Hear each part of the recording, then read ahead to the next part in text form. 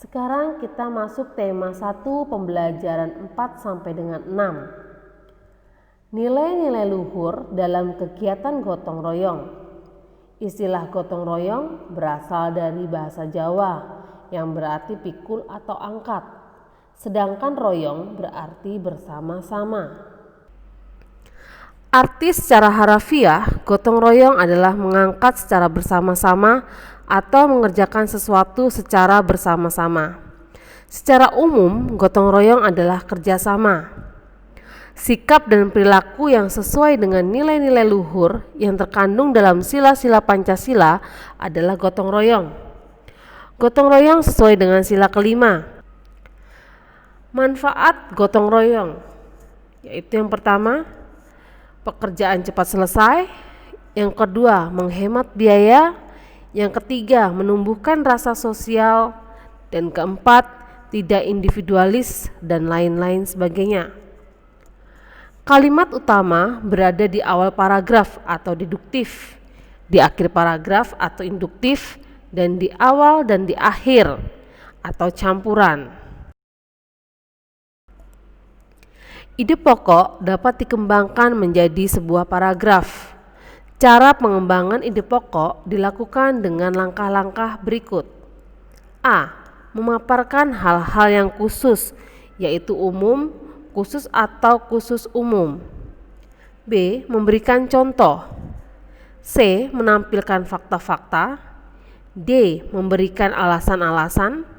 E. Bercerita, definisi luas atau campuran. Cara menentukan ide pokok dapat dilakukan dengan mengikuti langkah-langkah berikut. A. Membaca kalimat demi kalimat di dalam paragraf dengan memahami apa yang sedang dibahas pada paragraf tersebut. B. Tentukan kalimat utama pada setiap paragraf. Setelah itu, carilah inti dari kalimat tersebut. Vertebrata adalah hewan bertulang belakang. Contoh vertebrata, kelinci, anjing, kucing, dan lain-lain. Avertebrata adalah hewan yang tidak bertulang belakang. Contoh avertebrata adalah cacing tanah, bekicot, seafood, kupu-kupu, dan lain-lain. Bagian-bagian dari hewan avertebrata. Ini adalah salah satu contoh hewan avertebrata, yaitu bekicot, yang memiliki bagian-bagian seperti berikut, yaitu lingkaran, cangkang, garis pertumbuhan, kepala, mata, tangkai mata, alat peraba atau tentakel, mulut, kaki, dan ujung puncak.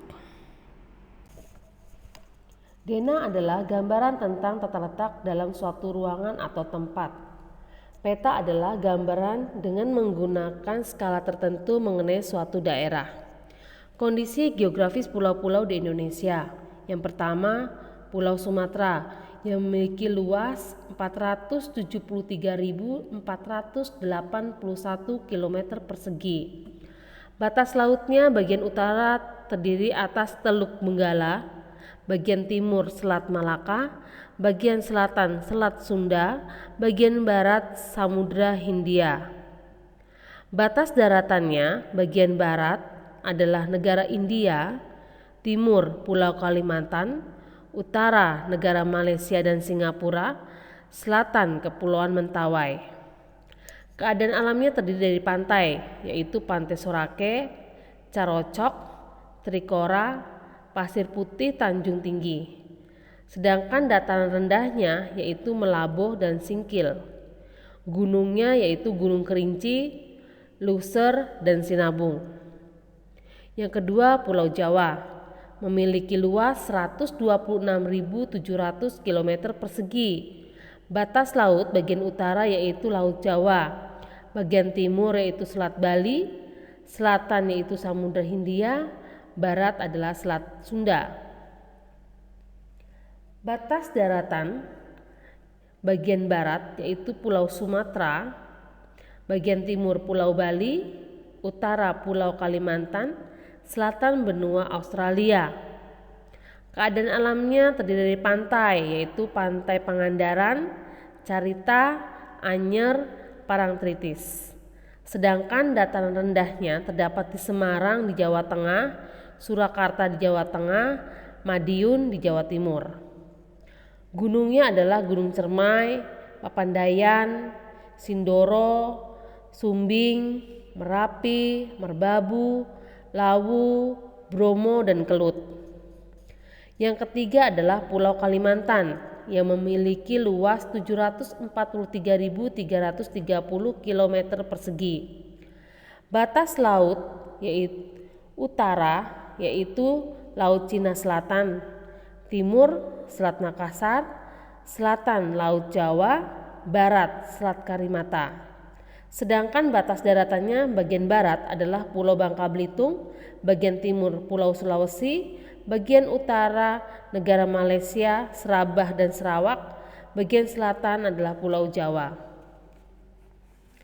Keadaan alamnya terdiri dari pantai, yaitu Pantai Melawai, Lamaru, Kemala, Tarakan, dan Karuangin. Dataran rendahnya terdiri dari Kapuas, Sungai Mahakam di sebelah timur, dan di antara Pegunungan Muller dan Sikwaner dengan Pegunungan Meratus.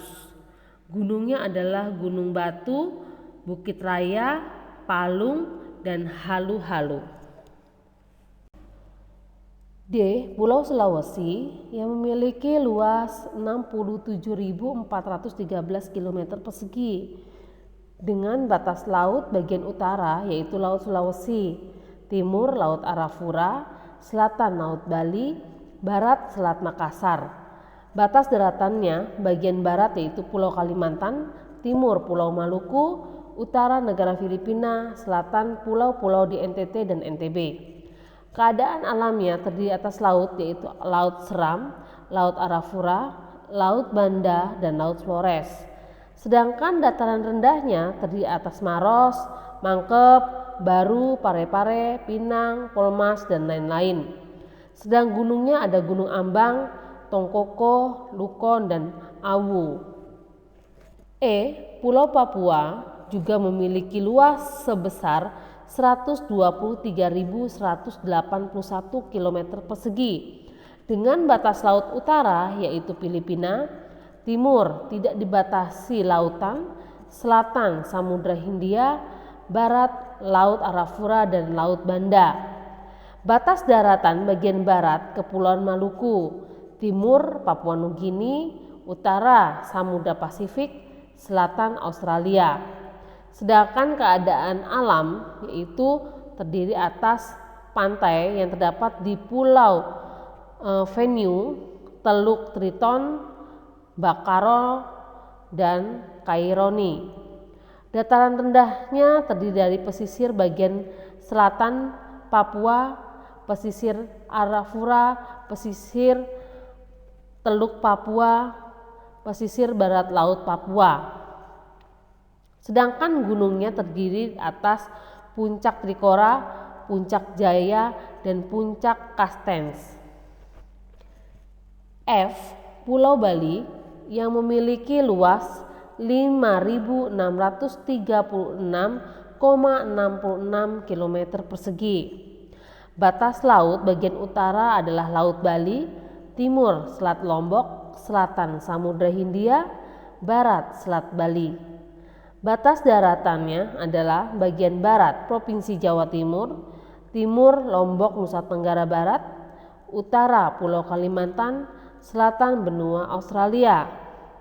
Keadaan alamnya bagian pantai yaitu Pantai Sanur, Kuta, Tanjung Benoa. Daratan rendahnya adalah Tabanan, Gianyar, Buleleng, Batu, dan Buyan.